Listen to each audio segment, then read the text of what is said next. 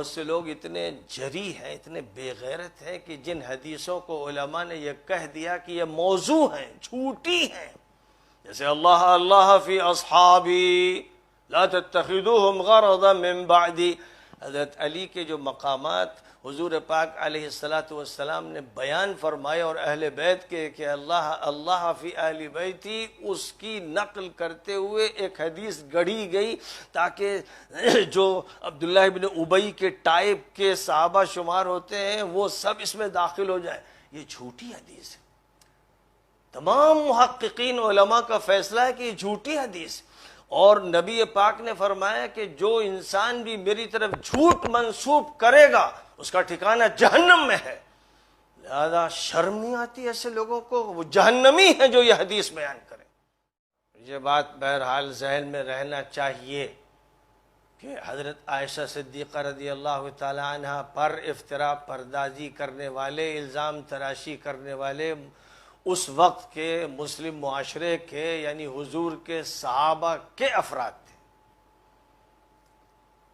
سر فہرست عبداللہ ابن ابی تھا جو صحابی شمار ہوتا تھا اور سردار منافقین بھی تھا، اور اس کیس میں جس کی سب سے بڑی ذمہ داری تھی وہ سرغنہ تھا، اس نے اس پورے کیس کو چلایا تھا، پروپیگنڈا مہم اس نے چلائی تھی، لیکن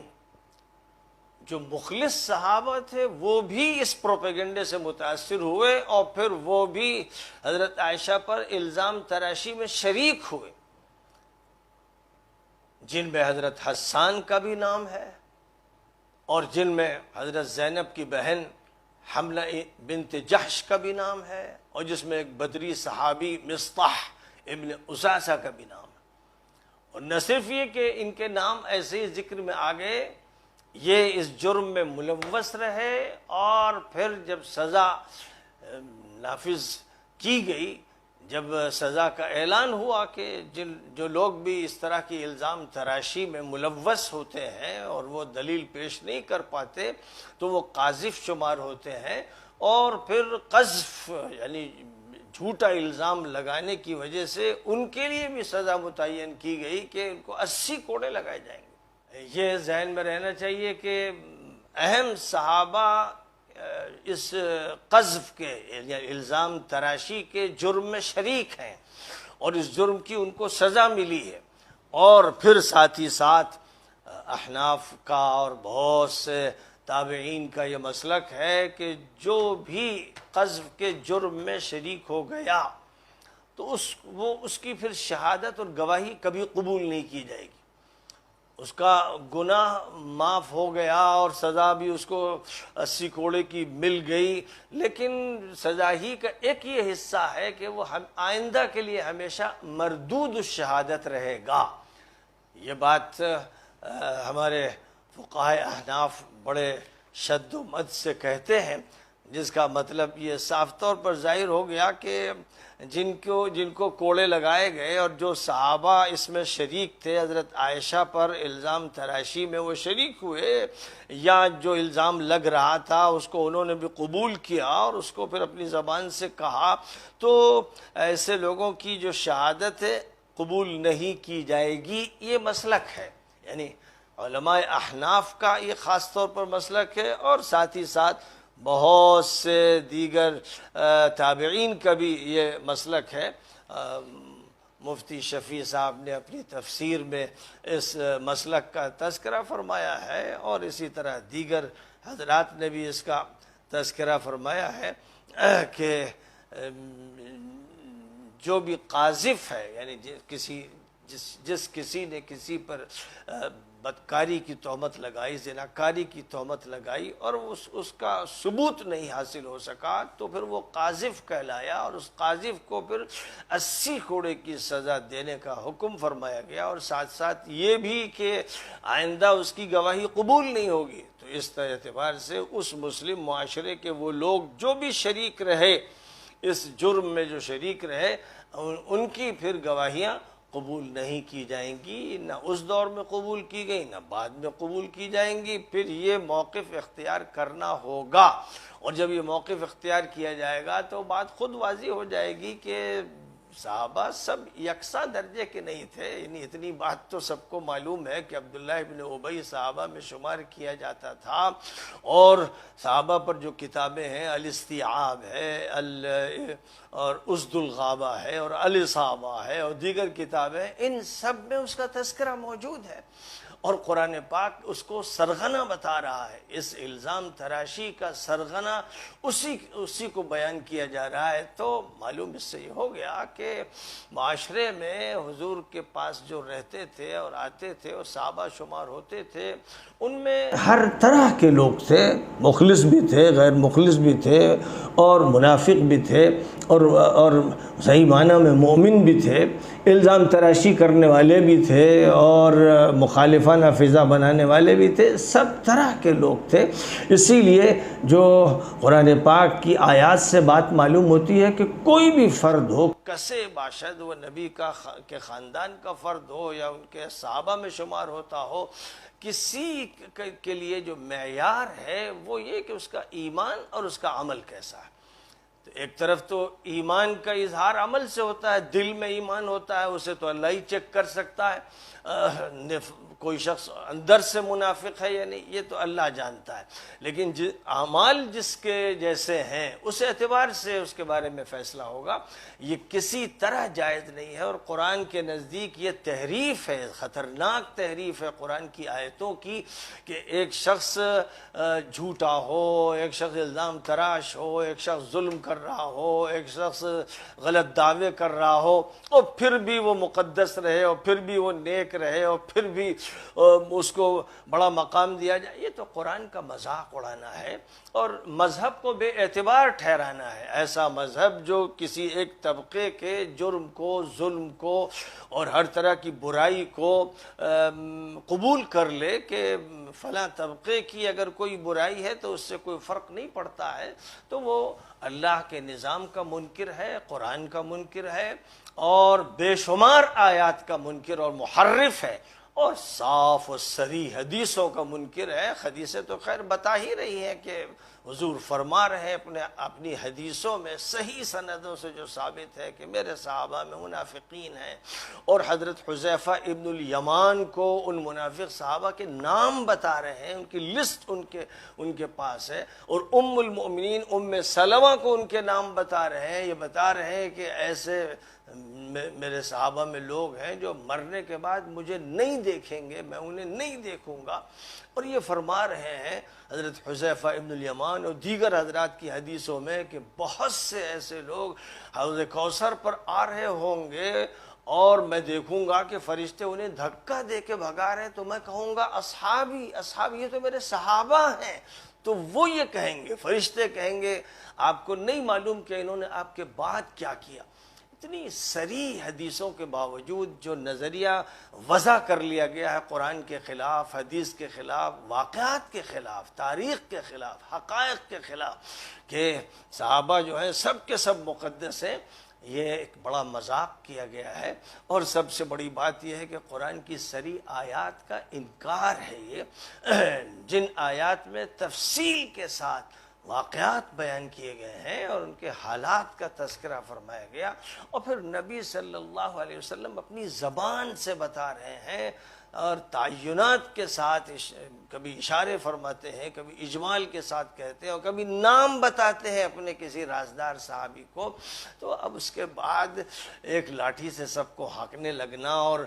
تقدس کے کلمے پڑھنا، یہ سوائے تحریف کے اور کچھ نہیں ہے، اور اس کو ایک فرقے نے اپنا عقیدہ بنا لیا ہے۔ ظاہر ہے کہ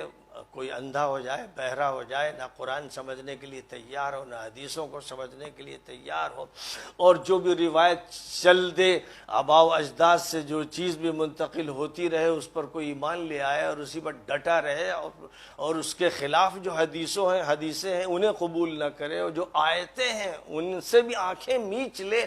تو ایسے آدمی کا پھر کوئی علاج نہیں ہے۔ غزوہ بنی المصطلق کے دور میں، یا یوں کہیے کہ اسی غزوے کے اختتام پر وہ بات ہوئی تھی کہ حضور صلی اللہ علیہ وسلم نے اعلان فرما دیا تھا کہ لوگ جو ہے اب جلد از جلد تیار ہو جائیں، وقت سحر تھا کہ بس تیاری کریں اور کوچ کرنا ہے۔ اور اس وقت حضرت عائشہ استنجے کے لیے چلی گئی تھیں، اور جو ان کا ہودش تھا وہ اونٹ پر سوار کر دیا گیا، بہت بھاری ہوتا تھا۔ وہ کہتی میں تو بلکہ بہت ہی ہلکے وزن کی تھی، تو چڑھانے والوں کو احساس تک نہیں ہوا کہ میں بیٹھی بھی ہوں کہ نہیں، پردے لٹک رہے تھے۔ بہرحال اور اس طرح کوچ کا عمل ہو گیا۔ اب وہ جو واپس آئی تو سناٹا دیکھا کہ میدان میں کوئی نہیں ہے، تو وہ تو دھک سے ہو کے رہ گئی کہ کیا ہوگا اب۔ اور اس کے بعد پھر وہ وہیں پر بیٹھی رہیں، نیند کا غلبہ ہوا تو وہاں پر لیٹ گئیں، اور ان کو نیند آ گئی، اور قافلہ آگے نکل چکا تھا، اور وہ یہ سمجھ رہی تھی کہ جب پڑاؤ ہوگا اور حضور تحقیق کریں گے اور دیکھیں گے کہ کون ہے کون نہیں ہے، تو اس وقت پھر کسی کو دوڑائیں گے اور کوئی لینے آئے گا۔ اور پیچھے صفوان ابن المعطل جو دیکھ بھال کیا کرتے تھے قافلوں کی، اور راستے میں وہ پیچھے رہتے تھے، یعنی جہاں سے بھی روانگی ہوتی تھی تو وہاں پر پوری چیکنگ کرتے تھے کہ کوئی چیز رہ تو نہیں گئی، کوئی مسئلہ تو نہیں۔ اس کے بعد وہ آتے تھے، تو وہ جب تحقیقات کرتے ہوئے میرے تک پہنچے، مجھے دیکھا انہوں نے کہ کوئی یہاں پر لیٹا ہوا ہے، اور اس کے بعد ان کی نگاہ پڑ گئی عائشہ صدیقہ پر، تو کہنے لگا ارے، وہ جو حیرانی کے ساتھ ان کی زبان سے جملہ نکلا، وہ حیران رہ گئے کہ یہ واقعہ کیسے پیش آیا۔ تو انہوں نے تو بہرحال پردہ کر لیا، اور اس کے بعد وہ اونٹ لائے اور اونٹ کو بٹھایا، اور یہ کہا کہ آپ اس پر سوار ہو جائیے، اور اس کے بعد پھر وہ لے کے چلے، اس کی نکیل پکڑے رہے، خود پیدل چلتے رہے، اور عائشہ صدیقہ کو انہوں نے سوار کیا۔ جو بھی وہ اہتمام کر سکتے تھے، حضور کی خدمت اور غلامی کا جو دم بھر سکتے تھے، وہ انہوں نے کیا۔ اور اس طرح جب بہت دیر کے بعد اس وقت پہنچے وہ اس مقام پر، جب دوپہر کا وقت تھا جہاں حضور کا پڑاؤ تھا، تو لوگوں نے دیکھا کہ صفوان ابن المعطل اونٹ لے کے آ رہے ہیں، اور عائشہ بیٹھی ہوئی ہیں، ان کا ہودہ ہے جس کو پہچان لیا گیا۔ تو بس مسالہ مل گیا عبداللہ ابن ابی کو۔ اس نے پہلے جھگڑا کیا تھا وہیں، جب کنویں پر جھگڑا ہوا تھا دو غلاموں میں، تو اس نے بڑے سخت الفاظ کہے تھے، اور یہ کہا، لوگوں سے کہا، لوگوں کے پاس جا کر، ہاں اپنے کتے کو خوب کھلاؤ کہ وہ موٹا ہو جائے پھر تمہیں کاٹے۔ یعنی وہ مجرم اتنا خبیث تھا کہ نبی کو کھلی گالی دیتا تھا، اور اس نے وہ جملہ کہا تھا کہ چلو اب جو باعزت ہے وہ اس ذلیل کو نکال باہر کرے گا مدینے سے۔ قرآن میں سورۃ المنافقون میں اس کے اس جملے کو کوٹ کیا گیا، اس کا حوالہ دیا گیا ہے۔ تو یہ اس طرح کا آدمی تھا، ایک طرف بہت سے لوگوں کا سردار بھی ہے، اور احد کی جنگ کے موقع پر 300 لوگوں کو یہ حضور کے خلاف بغاوت کر کے واپس لے کے آیا تھا۔ 300 صحابہ تھے جو اس کے ساتھ تھے، جنہوں نے بغاوت کی تھی اور جنہوں نے اپنے نفاق کا ثبوت دیا تھا۔ تو یعنی اس طرح اس کی لیڈرشپ بھی چل رہی تھی، ایک ایسا انسان، بلکہ روایات سے یہ بات معلوم ہوتی ہے کہ یہ ایسا انسان تھا کہ اس کے مدینہ منورہ میں قحبہ گری کے اڈے تھے، یہ بدماش بدکاریاں کرواتا تھا، اس طرح کا مجرم تھا یہ۔ اور اسی مجرم ہونے کے باوجود یہ جبہ و دستار کے ساتھ رہتا تھا، بڑی داڑھی بھی ہے اور امامہ بھی ہے، اور حضور کی مجلس میں حاضر بھی ہے، اور آداب بجا لا رہا ہے، اور گویا ہاتھ چومنے کے لیے تیار ہے، اور حضور بھی عزت کے ساتھ اس کو بٹھا رہے ہیں۔ یہ وہ ایسی پیچیدہ صورتحال تھی جس میں کس پر کوئی اعتبار کرے اور کس پر اعتبار نہ کرے، کس کے دل میں نفاق ہے اور کس کے دل میں نفاق نہیں، کون مخلص، اب کیسے پتہ چلے گا؟ یہ صرف عمل سے معلوم ہوگا، کس کا عمل مخلصانہ ہے، کس کا کردار صاف ستھرا ہے، اس سے پہچانا جائے گا۔ یہ معیار ہے، اس کو خدا نے پیمانہ بنایا ہے، اس کے علاوہ کوئی پیمانہ نہیں۔ جو دیگر پیمانے وضع کیے گئے ہیں یہ عیسائیت اور یہودیت کے نظریات کا عکس ہے، ان نظریات کو اس امت پر بھی تھوپ دیا گیا، اور اسی طرح سے اللہ کی کتاب کی تحریف کر دی گئی اور نبی کی حدیثوں کی تحریف کر دی گئی، اور اس پر پھر لڑنے مرنے کو تیار، اپنے نظریات پر لڑنے مرنے کو تیار. یہ صورتحال جب امتیں بگڑتی ہیں تو ہوتی ہے، اور نبی نے فرما دیا تھا کہ جو بنی اسرائیل نے کیا ہے تم وہ کر کے رہو گے. ظاہر ہے کہ ان کے عوام نے جو کیا تھا وہ ہمارے عوام نے کیا، اور ان کے احبار و رہبان نے جو کیا تھا وہ ہمارے احبار و رہبان نے کیا. یہ ایک ایسی تلخ حقیقت ہے جس کا اعتراف کیے بغیر چارہ کار نہیں ہے. تاریخ اس سے بھری ہوئی ہے، واقعات بھرے ہوئے ہیں، کتابیں بھری ہوئی ہیں. اس لیے ضرورت یہ ہے کہ قرآن پاک کو معیار ہر دور میں بنایا جائے اور اس معیار سے ہی ناپا تولا جائے. کون ہے جو اس معیار کے مطابق ہے، کون ہے جو قرآن کے پیمانے اور حضور صلی اللہ علیہ وسلم کی تعلیمات کے پیمانے پر پورا اترتا ہے، کون نہیں اترتا ہے. اس کے علاوہ اور کوئی بات نہیں دیکھی جائے گی. بہت سے لوگ اتنے جری ہیں، اتنے بے غیرت ہیں کہ جن حدیثوں کو علماء نے یہ کہہ دیا کہ یہ موضوع ہیں، جھوٹی ہیں، جیسے اللہ فی اصحابی لا تتخذوهم غرضا من بعدی. حضرت علی کے جو مقامات حضور پاک علیہ السلام نے بیان فرمائے اور اہل بیت کے کہ اللہ فی اہل بیتی، اس کی نقل کرتے ہوئے ایک حدیث گڑھی گئی تاکہ جو عبداللہ ابن ابی کے ٹائپ کے صحابہ شمار ہوتے ہیں وہ سب اس میں داخل ہو جائیں. یہ جھوٹی حدیث ہے. تمام محققین علماء کا فیصلہ ہے کہ یہ جھوٹی حدیث ہے، اور نبی پاک نے فرمایا کہ جو انسان بھی میری طرف جھوٹ منسوب کرے گا اس کا ٹھکانہ جہنم میں ہے. لہذا شرم نہیں آتی ایسے لوگوں کو؟ وہ جہنمی ہیں جو یہ حدیث بیان کریں، جو اس حدیث کو بیان کریں، جھوٹی حدیث بیان کر کے دھوکہ دیں، وہ جہنمی ہیں حضور ہی کے بیان کے مطابق. تو اتنے ڈھیٹ ہیں کہ محقق محدثین بتا رہے ہیں کہ یہ موضوع ہے، یہ مکذوب ہے، یہ جھوٹی حدیث ہے، پھر اس کو دھڑلے سے خطبے میں بیان کرتے ہیں، مسجد میں بیان کرتے ہیں، واعظ میں بیان کرتے ہیں. انہیں ڈر نہیں ہے کہ حضور کی وعید ہے کہ جہنم میں جائیں گے ایسے لوگ جھوٹی روایات بیان کرتے ہیں. اور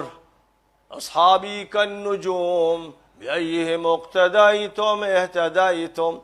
یہ روایت ناقابل قبول ہے، اور اس روایت کا راست ٹکراؤ ہے قرآن پاک سے. کیونکہ قرآن پاک جن کو یہ کہتا ہے کہ انہوں نے الزام تراشی کی اور وہ قاذف ہیں اور ان کی شہادت قبول نہیں کی جائے گی، اور وہ ظاہر ہے کہ صحابہ میں تھے، تو اب یہ روایت کہتی ہے تم ان کا اتباع کرو، کوئی حرج نہیں، تم بھی قاذف بن جاؤ، اور جن سے بدکاری کا فعل ہو گیا کوئی حرج نہیں، تم بھی وہ کام کر لو. اور جنہوں نے حضور کو دھوکہ دیا اور دھوکہ دے کر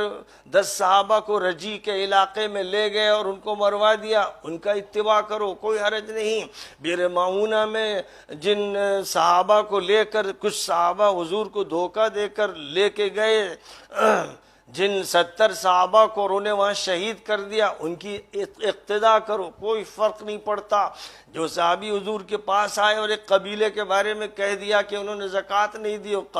قریب تھا کہ حضور چڑھائی کر دیتے اور پھر جنگ چھڑ جاتی، لیکن خالد بن الولید کو بھیجا تو انہوں نے کہا کہ انہوں نے جھوٹ بولا، وہ تو زکوٰۃ دینے کے لیے، استقبال کرنے کے لیے نکل کے آئے تھے. پھر اللہ تعالیٰ نے انہی کے بارے میں جنہوں نے یہ غلط بیانی کی آیت کریمہ قرآن پاک کی سورۃ الحجرات میں نازل فرما دی. ایھا الذین آمنوا ان جاءکم فاسق بنبأ فتبینوا، یعنی سارے مفسرین متفق ہیں کہ یہ ان صحابی کے بارے میں آیت ہے، عقبہ ابن الولید کے بارے میں، کہ جو یہ غلط خبر لے کر آئے اور حضور سے غلط بیانی کی. اور پھر اس کے بعد یہ بھی ثابت ہے کہ یہی وہ شخص ہیں جو مسلسل شراب پیتے رہے، یہاں تک کہ جب ان کو کوفہ کا گورنر بنایا گیا تو شراب کی حالت میں فجر کی نماز پڑھائی. پھر ان کے خلاف حضرت عثمان کے ہاں گواہیاں دی گئیں تو ان کو طلب کر کے کوڑے لگوائے گئے. تو وہاں کیا کہا جا رہا ہے؟ اصحابی کالنجوم، سب ستاروں کو مانند ہیں، کسی کی بھی اقتداء کر لو. جو باغی تھے حضرت علی کے خلاف، جنہوں نے متعدد صحابہ کو قتل کیا، بوچڑ خانے میں ذبح کیا، صحابہ کو، بڑے بڑے صحابہ کو ذبح کیا. اور پھر اس کے بعد حضرت علی پر جو لعن طعن کرتے رہے مسجدوں میں، ان کی اقتداء کرو، کوئی حرج نہیں، بِأَيِّهِمْ اقْتَدَيْتُمْ اهْتَدَيْتُمْ۔ اب ایسے جاہل قسم کے لوگوں کا کوئی علاج ہے جو حقائق سے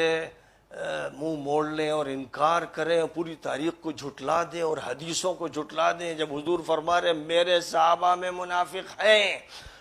اور وہ صحیح حدیث میں فرما رہے ہیں، اور یہ غلط حدیث ہے، قابل قبول نہیں، جن لوگوں نے کہہ دیا کہ یہ حدیث حسن ہے ان کا قول ان کے منہ پہ مار دیا گیا، محدثین نے کہہ دیا کہ ان کی تحسین قابل قبول نہیں ہے، تو اب اس کے بعد حضور فرما رہے ہیں اور حذیفہ سے بتا رہے ہیں کہ میرے صحابہ میں فلاں فلاں منافق ہیں، اور یہاں یہ کہہ رہے ہیں کہ نہیں، جس کی چاہو اقتداء کر لو، کوئی حرج نہیں، عبداللہ ابن ابی کی اقتداء کر لو، اس کے ٹولے کے لوگوں کی اقتداء کر لو، حضرت عائشہ پر جنہوں نے الزام لگایا ان کی اقتداء کر لو، سب ستارے ہیں، بِأَيِّهِمْ اقْتَدَيْتُمْ اهْتَدَيْتُمْ۔ ایسے اندھے بہرے گونگے لوگوں کا علاج بس اللہ ہی کرے گا۔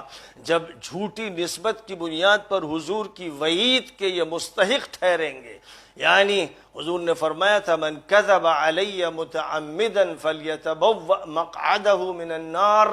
جو شخص بھی جھوٹی حدیث میری طرف منسوب کر دے گا وہ دوزخ میں جائے گا۔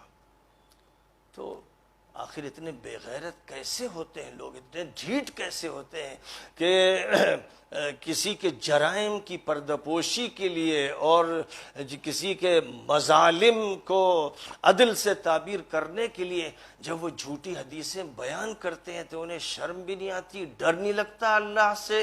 ڈر نہیں لگتا کہ نبی کا کیا سامنا کریں گے، نبی کچھ کہہ رہے ہیں اور یہ ظالم کچھ اور کہہ رہے ہیں، اور اس پر ڈھٹائی کے ساتھ اڑتے ہیں، اسی پر لڑتے مرتے ہیں، فرقہ بندی کرتے ہیں، فرقہ بندی کرتے ہیں، اس پر جھگڑے کرتے ہیں، الزام تراشیاں کرتے ہیں، ایک جرم کے پیٹ سے دسیوں جرم پیدا کرتے ہیں۔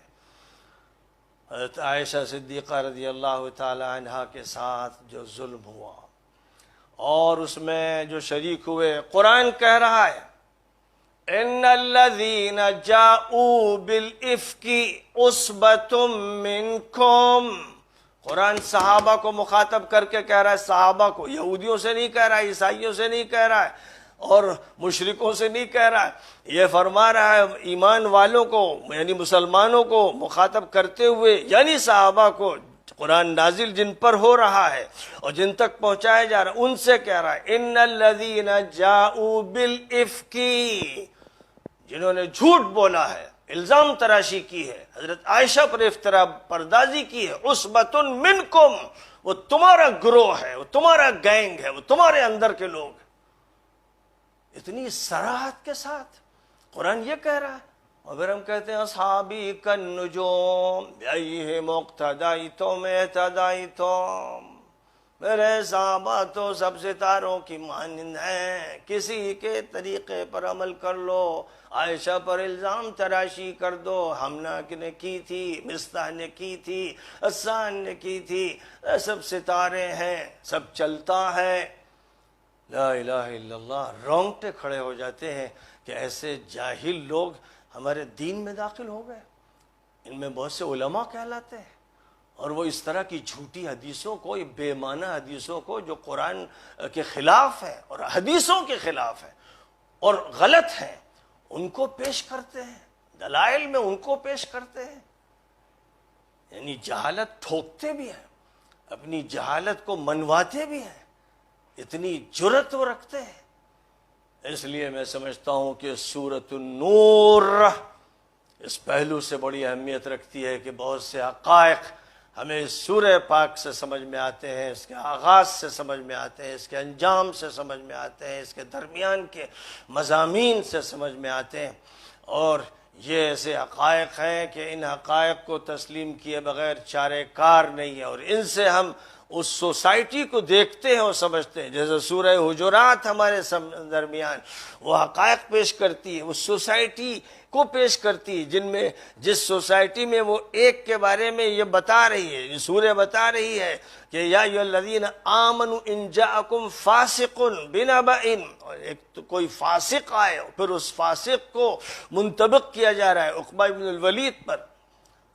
ولید ابن عقبہ نام ہے یا عقبہ ابن الولید، ولید ابن عقبہ غالباً، اس پر اس پر انطباق کیا جا رہا ہے۔ تمام مفسرین جو روایتیں نقل کر رہے ہیں بتا رہے ہیں کہ حضور نے جن صحابی کو بھیجا تھا اور جنہوں نے آ کے غلط بیانی کی ان کے بارے میں آیت کریمہ ہے۔ اور پھر اسی سورے میں فرمایا جا رہا وَإِن طَائِفَتَانِ مِنَ الْمُؤْمِنِينَ قَتَّتَلُوا فَأَصْلِحُوا بَيْنَهُمَا، مسلمانوں کے دو گروہ لڑ پڑے تو اصلاح کرو، لیکن اگر ایک گروہ مانتا نہیں ہے، ضد پر اڑا ہوا ہے، بغاوت کر رہا ہے تو اس سے جنگ کرو۔ اور حضرت علی نے یہ بات فرمائی تھی کہ مجھے حکم دیا تھا حضور پاک علیہ السلام نے کہ میں قاسطین اور ظالمین اور باغیوں سے جنگ کروں۔ صحیح حدیثوں سے اس کا ثبوت ہے، اور تاریخ تو بہرحال اس کا اتنا واضح ثبوت رکھتی ہے کہ آنکھوں سے وہ مشاہدے میں آ رہا ہے، کانوں سے سنا جا رہا ہے، حواس سے اس کا احساس کیا جا رہا ہے۔ تو اب اس کے بعد یہ سوچا جائے کہ ایک طرف یہ واقعات بھی ہیں، حالات بھی ہیں، آیات بھی ہیں، احادیث بھی ہیں، اور ان سے ہٹ کر ہم نے جھوٹی حدیثوں کو گڑھا دین گڑھا، اور اس کے مطابق ایک نظریہ ڈھال دیا۔ اور یہ نظریہ اس لیے ڈھالا تاکہ ہم سفید و سیاہ کو برابر کر دیں، پانی اور آگ کو برابر کر دیں، آسمان و زمین کو برابر کر دیں، دین کا مذاق اڑائیں، تماشا بنائیں۔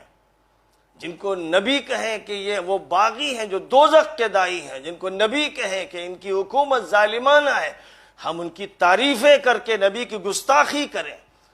ایسے لوگ گستاخ رسول ہیں، گستاخ قرآن ہیں، ایسے لوگ گستاخ حدیث ہیں، بڑے مجرم قسم کے لوگ ہیں، اور انہوں نے اپنے فرقے کا نام رکھ لیا ہے اہل سنت، جبکہ سنت سے یہ بری، سنت ان سے بری، کیونکہ حدیث نہیں مانتے، یہ حضور کی حدیث نہیں مانتے، حضور کی سنت نہیں مانتے، حضور کے رویے کو قبول کرنے کے لیے تیار نہیں ہے۔ تو ظاہر ہے کہ پھر ان کو اپنے کو اہل بدعت کہنا چاہیے، ان کو اپنے کو اہل ظلم کہنا چاہیے، ان کو اپنے کو اہل بغاوت کہنا چاہیے، ان کا نام کچھ اور رکھنا چاہیے، کیونکہ ان کا نام اہل سنت تو کسی حالت میں نہیں ہو سکتا ہے، وہ ایک محض دھوکہ ہے،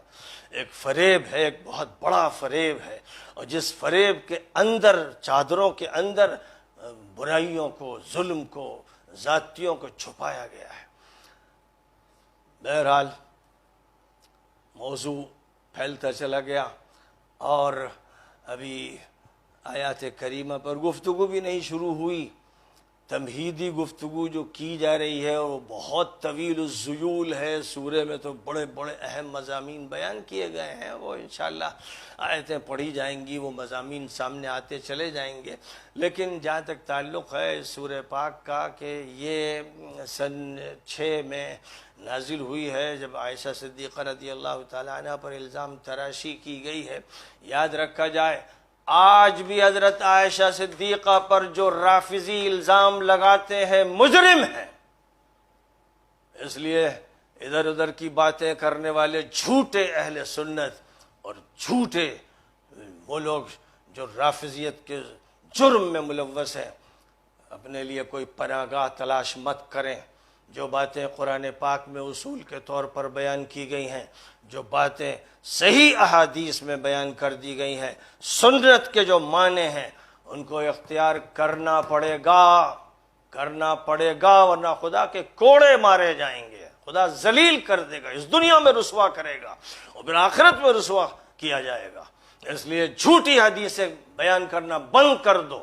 اور ادھر ادھر کی خرافات مت چھیڑو۔ جو حقائق قرآن نے کھول کر بیان کر دیے ہیں، ان حقائق کو مضبوطی سے تھامے رہو۔ والعصر ان الانسان لفی خسر الا الذین آمنوا وعملوا الصالحات وتواصوا بالحق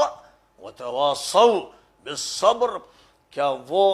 نیک عمل کر رہے تھے جو خلافت راشدہ کو تباہ کرنے پر تلے ہوئے تھے؟ کیا وہ لوگ حق کی وصیت کر رہے تھے جو حضرت علی کے خلاف اور بدری صحابہ کے خلاف اور حدیبی صحابہ کے خلاف جنگ چھیڑ کر ان کے ہاتھ کاٹ رہے تھے، سر پھوڑ رہے تھے؟ وہ تواصی بالحق کر رہے تھے؟ کیا وہ دین پر مضبوطی سے جمنے کی تلقین کر رہے تھے؟ واقعہ یہ ہے کہ گواہ ہے، قرآن گواہ، حدیث گواہ، تاریخ گواہ، سیرت گواہ کے وہ اس سے بالکل دور تھے، محروم تھے، حق کے خلاف، عمل صالح کے خلاف اور دین پر مضبوطی سے ڈٹنے کے خلاف تھے۔ وہ حق کے خلاف اٹھ کے کھڑے ہوئے تھے اور کبار صحابہ کی جان لے رہے تھے۔